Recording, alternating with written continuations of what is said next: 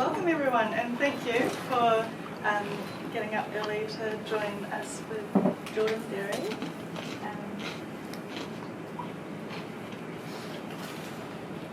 And I'd just like to thank our local partners. So All Good Oat Milk 257, this amazing co-working space. Sarah, who's taking our photos today. Anthropology, who's doing the videography and lighting. Paper People Pixels.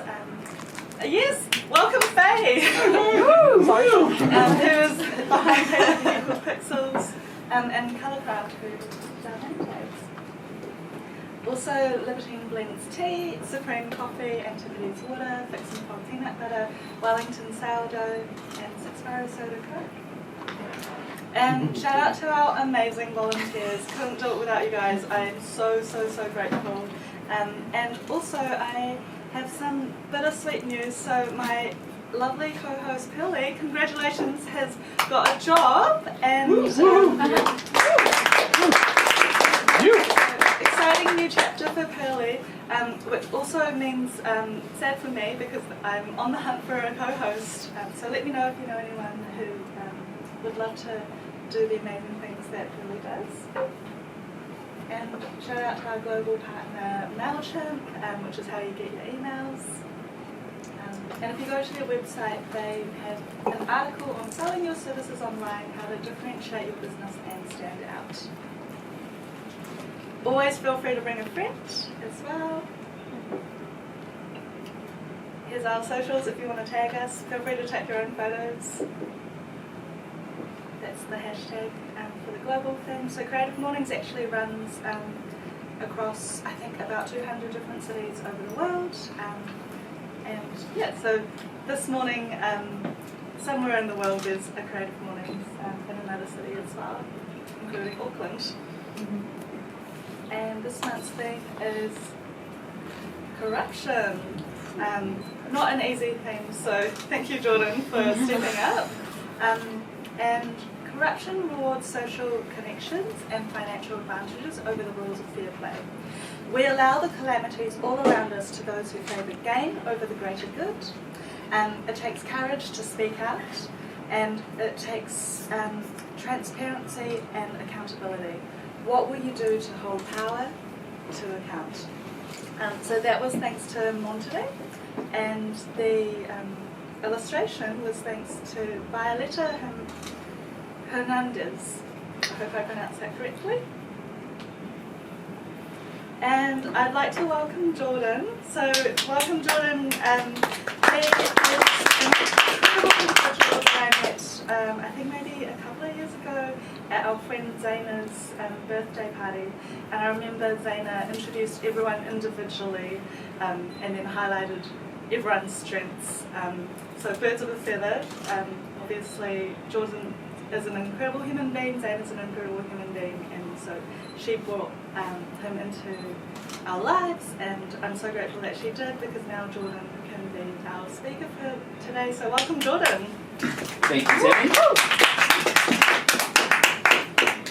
And yeah, thank you to all of you for being here on a Friday morning. There's a number of things that you could be doing, but you've chosen to be here eating peanut butter on toast, so thank you.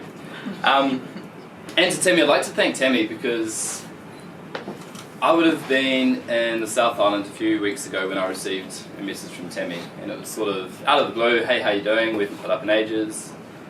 And she explained that she ran these Creative Morning talks, and she asked if I wanted to be a speaker at one of them. And I remember my initial reaction was like, wow, this is so exciting, because I guess one of my goals is to do a TED Talk or something like that, and this sort of lent an opportunity to do something along those lines. And so my initial feeling from my heart was like, this is so exciting. I'm sort of overcome by joy and anticipation for what I could talk about. And then something happens in my brain. What do you think might have happened in my brain? So I've got this awesome news, it's exciting. I'm going to be speaking in front of people. What do you think may have started to happen in my head? Imposter syndrome. Definitely. Imposter syndrome, yeah. Exactly. Awesome. Imposter syndrome, anything else? Anxiety. Anxiety, yeah. Cortisol. Cortisol, yeah. Yeah, imposter syndrome is a big one. Who suffers from that from time to time? Imposter syndrome. Anyone not familiar with the term? Yeah, didn't think so. Yeah, imposter syndrome. All of these things started coming up. Imposter syndrome. I'm 24 years old, got limited life experience. I've been personal training, doing my movement coaching for sort of 6 years, so still relatively new to the game. I don't have a book. I'm not in the Fortune 500. And so all these thoughts started sort of percolating, and it sort of was starting to hinder that initial excitement and flow of love that I was feeling for talking. And I guess to use the words of Creative Mornings, that was starting to corrupt my mind, okay? So I'm just going to leave this on the front of the screen. So with the description that Creative Mornings gave us, it sort of lent to wealth, money, power as being what corruption is about. I want to talk about corruption in sort of a more archaic sense, the corruption of life force, the corruption of who we are as individuals. Because, like I've just described, there was this awesome opportunity to come speak with you guys, and then all of these thoughts and limiting beliefs started corrupting that life force. Myself and a couple of friends were at Prefab a few weeks ago, and I was having a scone with some chili jam. If you guys have ever been to Prefab, make sure you get one of those. And it's just the three of us sitting there. These are two of my best friends. And we were talking about life force and using the analogy of a river. That every one of us has sort of this river of energy that flows through us. It's a pure life force that comes from the heart. Depending on your beliefs, you might call that faith, depending on how you want to describe that, but there's this energy that we all possess. And it's pure and it's untainted, but like a river, things can get in the way, debris, rocks. We can get these corruptive beliefs and thoughts about, fear, imposter syndrome. Who am I to get up in front of people and speak about anything? That was sort of a thought that was going through my mind. And that was starting to sort of interrupt this life force. You get all these inhibitions and these things that don't really hold any value to you, but we can't help but be sort of sucked in by them. There's lots of external factors. You've got like social media and Instagram, and you're always being sort of shown people that are doing great things, and you've got people that you perceive to be better than yourself. And so we've got all these external stimulus, and we've got work, and we've got jobs, and we've got kids. Well, some of us might have kids. And we've got all these things that are constantly being sort of fed into us, and we internalize that, and then that river of energy starts to get corrupted by all of these things that sort of don't hold any value to us, but we place lots of value in. So there's those internal factors, the external factors, sort of interrupting our life force and stopping us from living authentically. There'll be brief moments in time, and you guys will probably recognize these in your own life, where you're just 100% present, you're in the moment, you're living from a place of love. And those moments can be really fleeting because we're just constantly bombarded by things. But it's those moments we sort of have to hold on to. And the journey of life, I guess in my eyes, the fight that we should be fighting is trying to get those moments a little bit more often, and trying to live from that place of love and live from that flowing river more often. So I guess where my expertise lies is in the health and fitness sector.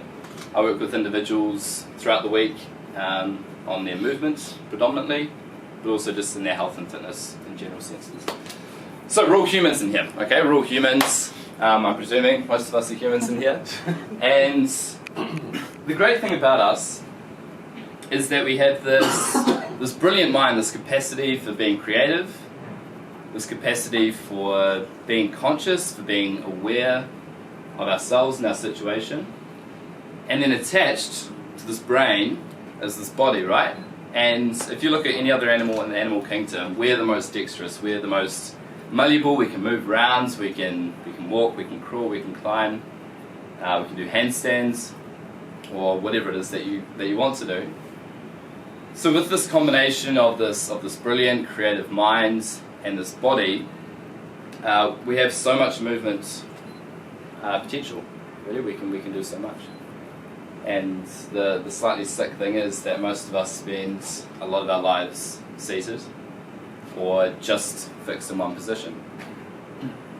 Like the 9 to 5 work life, or just how we've constructed society, means that we're sitting more and more, and this like creative energy is just sitting here, just doing nothing, and our bodies are just staying still. It sort of looks like I'm doing something else there, but we're spending so much time sitting down. And the great thing about humans as well is that we move with no purpose. I guess back from an anthropological point of view, we would move to get food, we would move to mate, we still do that. We move to find new territories, but we also just move just for the fun of it. Like we like to play around with our bodies, and it's something that no other animal really does, except for dolphins maybe. Like you will never see a cat do a handstand, for example, or a cartwheel. Although there might be a video on TikTok about that, I'm not sure. But the point of the matter is, we've got this creative energy inside us. We're really very malleable, and yet we spend lots of our time sitting down. So, and coming back to that life force that I was talking about, and how we can be corrupted by these thoughts in our head, movement is such a great way to reconnect with our bodies, and to reconnect with that feeling of peace and love that we all have inside of us. And one of the great ways to do that is simply through walking, through running, through moving in all these different ways. And yet I guess society has framed exercise as this thing that has to happen in like a particular block in your day. Like you have to go to the gym like 4 times a week for an hour, and that's your allocated movement time. And that works really well for people, that does work really well for people. Some people love going to the gym, they love the atmosphere, and that's cool. The gym is a great option for some people. But for some others it's not.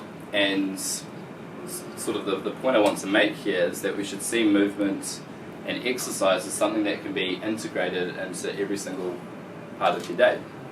Robin here, bless her, I'm just going to put her on the spot. She thought that today's meeting was at 257 Willis Street, not 2-57 Willis Street. So, do you mind saying this? So she ends up going down to the church, walking down, walking back, but that's great. She's moved more than that she was expecting. Exactly, and you came here and you're just glowing. You're just feeling so good. But the point is we should think of movement as something that we can integrate into every day. We can walk up the stairs, we can walk to get the groceries and carry our groceries home. Things like that, so that we have this more sort of holistic approach to movements, and that every opportunity in the day could be an opportunity for movement.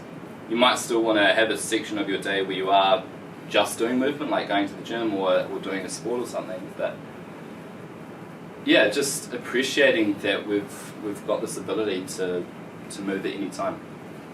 And that can really help when Tammy sent me this message and I'm starting to be like, oh my god, like imposter syndrome, this is bad. I went for a walk, I went for a run. And through that process of physical momentum and physical movement, I was able to start to cause some momentum in the brain as well. And more of that life force was able to come through because I was creating physical movement, which then led to mental movement. So movement is a great tool. We all have it available to us. And the other one I wanted to talk about was breath. You guys have all been happily breathing away while I've been talking here. It's an involuntary thing, but it's important to also think a little bit deeper about it, because in our bodies we have what's called the autonomic nervous system, which is completely automatic, that deals with like breathing and heart rate and pumping the blood around the body. The reason why it's automatic is because if we had to think about all of these things, we wouldn't be able to do anything else with our lives. The heart would be beating, and be like, oh shit, I need to remember to breathe, and then the blood squirting around the body. We wouldn't be able to comprehend all of these things, which is why it's automatic. And previously, scientists and the like thought that we had no control over our autonomic nervous system. We had no control over our heart rate, over our breathing, over our stress levels. We thought that it was completely automatic. This autonomic nervous system is split into a parasympathetic branch and a sympathetic branch of the nervous system. You guys may have heard of these, or you may have heard of the rest and digest system and the fight and flight response. So in our bodies we have the parasympathetic nervous system and the sympathetic nervous system. Now if I was to demonstrate the sympathetic nervous system, it's sort of like this. It's jittery, it's looking around, it's looking for stress, it's looking for survival. It's wired, lots of hormones get dumped into the body, it's very inflammatory. It's a state that typically, historically, we should only be in for very specific, limited amounts of time. Like if we're getting chased by a saber-toothed tiger and we need to hightail it out of there, that's the sympathetic nervous system keeping us alive. And in our modern world, that saber-toothed tiger is our boss, or our partner, or our friends, our family. It's obligations, it's responsibility, and because we all collectively have so much of that, we're constantly in the state of being chased by a saber-toothed tiger, and our body doesn't know any difference because it just sees stress as stress. And when you're chronically wired in that sympathetic nervous system, that fight or flight response, your body's inflamed, and it starts to become corrupted by all of these thoughts and all of these things in the head, because it just becomes busier and busier and busier until we get sick, we get injured, we burn out. So breath serves as a way to monitor our state between the sympathetic and the parasympathetic nervous system. The parasympathetic nervous system is like this. It's relaxed, it's slow, it's able to process emotions, it can act from a place of love. And through our breathing, we can directly stimulate that sort of response in our body. Just through taking longer, deeper breaths, exhales, breathing through the nose, long deep breaths, breathing through the nose, we can actually tell our body through breath that we're relaxed. Because if I'm getting chased by a saber-toothed tiger, I'm not going to be nasal breathing. I'm not going to be breathing slow. I'm going to be like puffing, really shallow breaths. So when that's happening, the body knows it needs to freak out. But when we're breathing long and slow, breathing through the nose, being conscious of the amount of breaths that we're taking, we can slow the body down and we can relax. And that can mean that we can have a little bit more control over the input we're receiving, and we can view it from a place of love and a place of peace, as opposed to thinking, oh shit, here's another email. Here's something else, here's another fire to put out. So just bear that in mind. It's movement and breath. These are two things that we all have for free. We don't have to pay a gym membership for them. We don't need to subscribe to an Instagrammer's channel. You guys can do both of these things right now for free.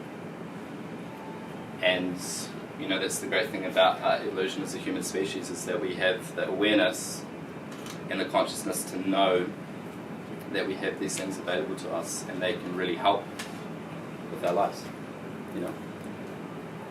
and they can help to prevent so much corruption from happening in our brains, so many thoughts that just stall us from being able to live how we want to live.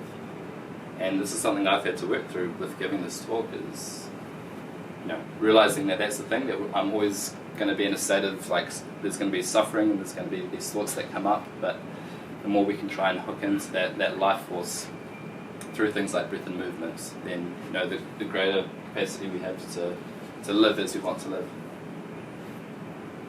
And this is sort of the final point I want to make is about love.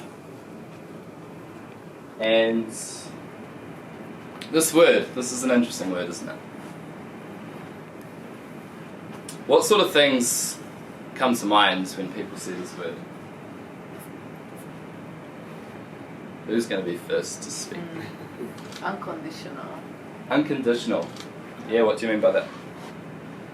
That it just happens and you give it by expecting, anything like that. Yeah. Unconditional. Yeah. Or expecting being nothing grounded back. as well. Yeah. Yeah. Have there been times where you've felt unconditional love? Yes. Yeah. Yeah. And it's amazing, isn't it? Like nothing else really seems to matter. You're just in the moment with that person or that thing. Yeah. Also through meditation, I reckon. Through meditation? Yeah. Yeah. As well. Yeah, absolutely. Yeah. Yeah. Finding that place of stillness. Yeah. Thank you for sharing. Anyone else? Giving. Giving? Yeah. It's something that you express to other people without necessarily expectation of receiving, but Yeah. you get something out of that act of giving as well. Yeah. Yeah, the two of you are saying very, very similar things, right? The act of giving. Often someone else is involved. It's not necessarily about yourself, it's about giving to someone else. One more person, perhaps from this. Who's going to say something else about love? Hate? Hate? Cool. Tell me about hate. Well, yeah, that's what I think. Yeah. Yeah, when love comes to mind, you think about hate. Well, yeah, you have to. Yeah. Yeah, and you did right, mate. It's as much a part of life as love, right? With dark, there's light. There's always going to be, some friction in our lives as well. And that's one thing I've been listening to a lot of U2 lately. We've got any U2 fans here? No one over this side. Anyone over? Okay, just me then. Okay. So After iTunes. oh, iTunes, you're the iTunes thing, yeah. Oh, yes. So Bono, the lead singer, he just released a book a few months ago called Surrender, and they've just released an album called Songs of Surrender. And Bono is this dude who is a very passionate man, and he's very sort of driven towards living his truest life. And this whole idea of surrendering, for much of his life, was very hard to do, because this is his words, he came out of the womb with his fists in the air, like he had anger in him, and he saw the world as a place that he needed to fix. And sort of in his older years now, he's realizing that surrendering is such a powerful thing to do, but it's such a hard thing to do. So when my man in the corner there talks about hate, he's dead right. We have to surrender to the fact that no matter how hard we try to exist from a place of love, we are always going to experience hate. We are always going to experience imposter syndrome, anxiety, depression. As much as we would like to think that that's not going to be the case, and that we're eventually going to reach a stage where we're enlightened, it's probably not going to happen. And that seems a bit depressing, really, doesn't it? It seems a bit sad that we're never going to reach this place where we do just exist from a place of light and nothing else. But surrendering to that is such a powerful thing to do, to recognise that we are going to have pain and suffering in our lives, and if we can accept that, then I think that puts us in really good stead. Love for me, when I think of this word, a couple of weeks ago I was at Lulu Bar on Saturday night, and my friend Henry was playing with his band. And me and my friends were there, and Henry's on stage and he's just killing it. He's got an amazing voice and he's playing his guitar and playing some awesome music. And then I look to my left, and One Republic is standing there, like the whole band. They'd just played at TSB Arena a couple of weeks ago, and they decided to come to the Lulu Bar afterwards and watch my mate play. Henry had no idea. So he's playing away, and I'm standing there in my polo shirt, not so different from this one, looking sort of like a manager. And Ryan Tedder, the singer of One Republic, he had like these pink glasses on, and he comes up to me. I don't know if he walks like that, but... and he's like, "Hey bro, are you the manager of this band?" And I'm like, "Whoa, okay, hang on, this is Ryan Tedder, the singer of One Republic." I said, no, this is my mate Henry, and this is his band Scram. And they're amazing. Henry puts so much love and energy into this band, like this is the reason he's been put on this planet. And Ryan, he just starts yabbering in my ear. He's like, man, like we've been touring for 16 years and we always go to these things after our tour, and like these guys are proper amazing. Like they are incredible. This guy, I really admire guys that can hit these high notes. And he just started singing praise upon my friend Henry. And Henry at this point still didn't know, right? And then they have a break, the band has a break, and One Republic go off and get some drinks or drugs or whatever. Whichever. And I said to Henry, One Republic are here, and the singer has just been singing your praise, and I'm just beaming, because I know how much love and energy Henry has put into his band, and to hear praise from like one of the greats in the music industry, to hear him like singing praise on Henry, I'm just beaming. My cup is seriously full, and I'm like, well, this is amazing. That Ryan Tedder sees potential in my friend Henry, and like that's what love is, eh? Like you guys are talking about giving to other people. It's all about giving, seeing the potential in other people, seeing the potential in yourself, but seeing the potential in other people. And then Ryan Tedder comes up this phone and he's filming them, and it's on the One Republic Instagram page and Facebook page, and he's texting Henry to keep in touch so that if One Republic are next in New Zealand, Henry like Scram, the band could open for them. And I'm just like, this is amazing. Like, this is so cool. And the other thing that comes to mind, one last point. The other thing that comes to mind when I think of love, when I was at primary school, about 3 years ago, about 13 years ago, when I was at primary school, I would have been 12, and I went to this little country school, and I was sort of seen in the teacher's eyes as being a bit of a star student. I was the head of the Enviro group and the student council, and I was in the school bands and all of these things. There was only like 200 kids there, so I didn't have much competition. But I was put on a bit of a pedestal, and it was partly my own wiring that I really wanted to please other people. I really wanted to say yes to other people. And my teachers, through no fault of their own, sort of fueled that and put me under pressure to do lots and lots of different things. So when I was 12 in year 8, last year of high school, there's a few weeks left at the end of the year, and the principal comes up to me and she asks if I can do the end of year speech at prize giving. I'm like, yeah, sure, I'll do it. And in my head I'm thinking, oh no, another thing. And I remember being in the classroom at the time, and I've got all of these things going on, all of these responsibilities, and I'm trying to write the speech. And I remember leaving the classroom and just bursting into tears in the corridor. I was like, shit, so much stress, so much responsibility, and I just felt like giving up. And that was as a 12-year-old. And last year, I went to a therapist, and if you've been to a therapist, they like to look at your childhood and your inner child. And so this came up for me, this feeling that I always have to say yes to people. And the reason I'm talking about this now is that love is giving my 12-year-old self a hug and telling him that it doesn't really matter, that I need to live for myself, and I need love to be my compass. Not what other people would love me to do, but what I would love me to do. So when I think about that, it makes me quite emotional, because that's just the beautiful thing about being human, is that you progress and you learn things.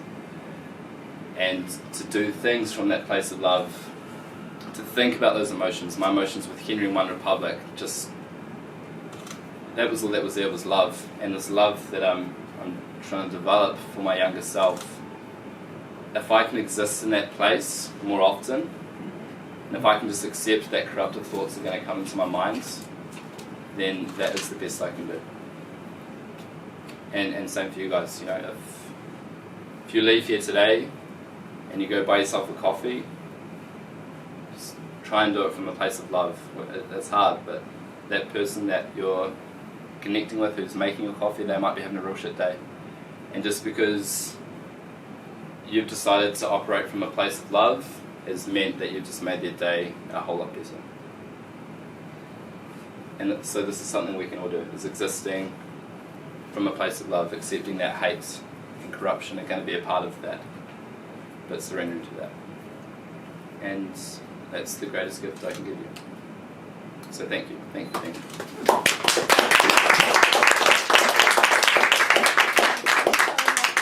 Jordan, that was incredible. I wasn't sure what to expect, but Neither. I love that you talked about love all the way from like loving your inner child to, you know, with the Lulu situation, like open to love with like a stranger who has like a similar interest like music. So, and I love that you asked our audience questions, and now it's the audience's turn to ask you questions. Great.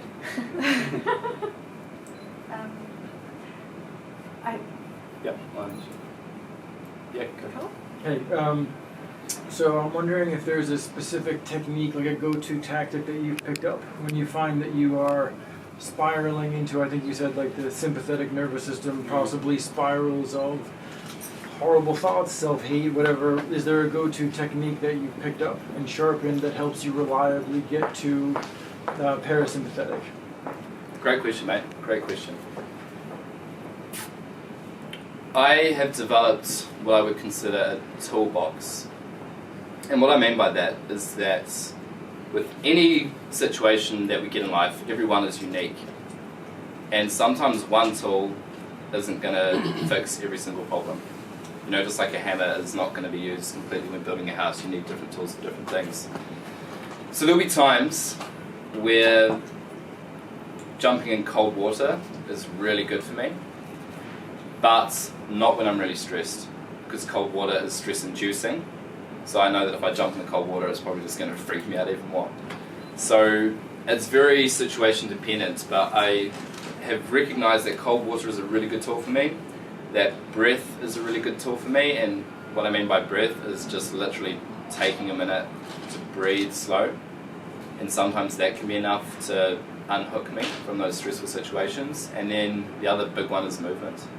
I mean, I just have to move in different ways. It might be with headphones in or out, but just moving and exercising. And a part of the process as humans is recognizing that we have lots of free tools available to us, and as we go along we become better at using a particular tool for a particular situation. Yeah. I hope that answers your question. Thoroughly. Yeah. Yeah, that was a fantastic answer, and that like emotion follows motion a Yeah. lot of the time. Yeah. And vice versa. Exactly. Are there any other questions? Yeah, mate. AJ? Following on to that, what happens when you don't have the privilege to determine your environment? When you don't have the privilege to determine your environment. Great question. That's a So you great have to question. jump in the cold water. I think it comes back to surrendering again.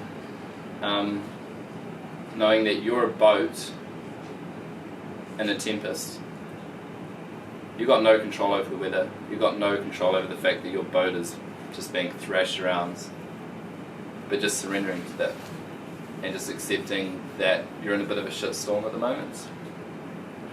Environmentally, emotionally, surrendering to that and just knowing that it will always pass.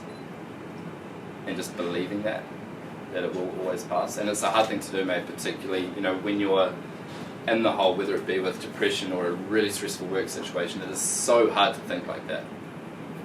It's easy for me to be saying these things now because I feel great at the moment. But yeah, when we feel down or when we are in that storm or tempest, it's just doing your best to hold on to the fact that it will pass. It's just a natural part of life. But I mean, it's hard. Yeah, it's really hard.